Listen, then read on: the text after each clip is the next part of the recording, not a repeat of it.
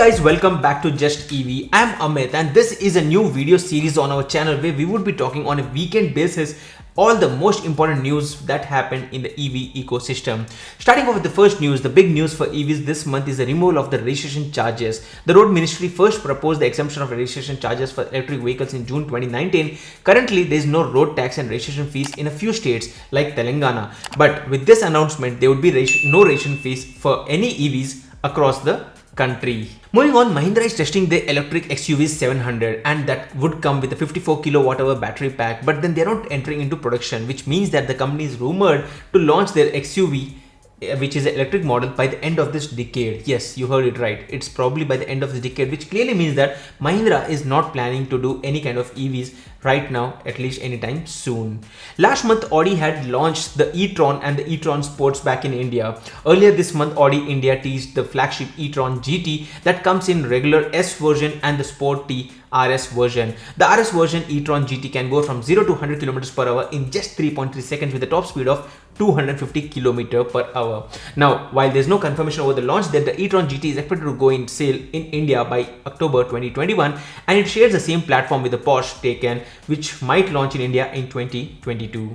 Moving on, Maharastra government recently announced its new 2021 EV policy, and there is a subsidy up to 1,50,000 rupees when you buy a new electric car. But then, if you buy it before December 31st, 2021, the subsidy would increase up to 2.5 lakh rupees with their early bird incentive. However, the implementation is quite delayed, and the new EV policies has already affected more than 400 Tata Nexon deliveries, because of which these customers who have already booked the vehicle might not get the subsidy of 2.5 lakh and might have to settle with 1.5 lakh. But then it depends. We still have got some time. Maybe if they implement that subsidy as soon as possible, then all these owners would get that additional benefit. The next news is from MG India, which is planning to launch their new EVs in India. As one of the companies selling the MG ZS EV in India, and it is probably going to expand it to a compact SUV and a small hatchback. Based on the rumors, the upcoming MG E200 will be company's most affordable electric car in India, which will be based on Baojun E200 platform. And there are news that the company is also working on a 500 kilometer range electric car, which we might be hearing more about in the coming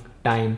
Based on the recent rumors, the company is also planning to launch the ZS EV with a smaller 40 kilowatt-hour battery pack and at a probably slightly lower price pack, wherein they would be competing directly with the Tata's Nexon EVs. And the current ZS EV comes with a 44 kilowatt-hour battery pack, while the new one is expected to come with a 40 kilowatt-hour battery pack. The next news is from Tata Motors, which had recently launched Tata's Tigor EV, which was powered by the Ziptron powertrain. And there are now rumors that the company will also launch a powerful Nexon EV. For your information, the Nexon EV is the best-selling electric car in the country, and according to the leaked Transport Department circular, the new Tata's Nexon EV will have a power output of 136 horsepower, which is 7 horsepower higher than the current, which is 129 horsepower. And in fact, it would also have a battery size which is kind of the same, which is 30.2 kilowatt hour, but then the ARAI certified range would actually increase to 312 kilometer. And we just hope that they won't be increasing the pricing of the new powerful Nexon EV. According to Audi's new corporate strategy, it would be launching only electric vehicles that are equipped with electric drive systems from 2026, which is a big announcement. The company's announcement is clear that they would be gradually phasing out the production of ICE-powered vehicles between now and 2033. So there won't be any new ICE-powered cars on sale after 2033. In fact, the company will also continue the service for these cars throughout their lifespan. But in India, the company has already started targeting that by 2025, 15% of their sales would be for their EV vehicles, which is quite a big number.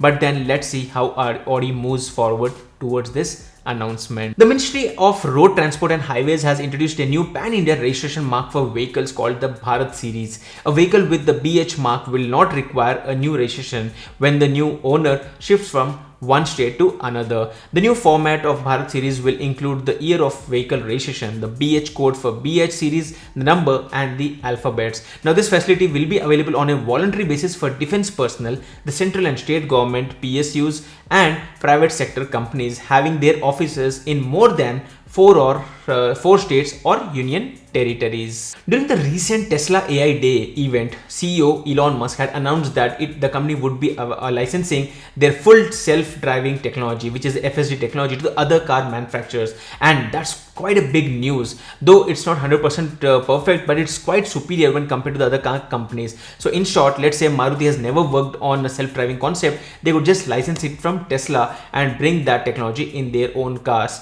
Considering that Maruti plans to do that. Now moving on, Tesla's supercharger network will also be opened up for all the non-Tesla vehicles in the coming time by around the end of this year, which means that you could just drive in with your Audi electric car and just go to a Tesla supercharger and charge it up. Now coming to the India launch, both the Model 3 and the Model Y have been spotted on multiple times on the streets of India, and according to the government of India's Vahan Seva website, the 4 models have been approved for use on Indian roads. Tata Motors had recently launched the all-new Tigor EV powered by Ziptron powertrain in India, and the pricing starts from 11,99,000 rupees ex-showroom and goes all the way up to 13,14,000 rupees. And the Tigor EV will be available in 3 different models, which is XE, XM and XE Plus. In fact, for XE Plus there's also another tone, which is the dual tone mode. Now it also uses a permanent magnet synchronous electric motor producing 75 horsepower of power output and comes with 170 Nm of torque. It can go from 0 to 60 km per hour in just 5.7 seconds, and it comes with a 26 kWh lithium ion battery pack, and it offers a ARAI certified range of 306 kilometers. And if you're using a 25 kilowatt DC fast charger, the Tigor EV can be charged from 0 to 80% in just 1 hour. Both the battery pack and the motor are of IP67 certified and are backed by a 8-year or 160,000 kilometers warranty.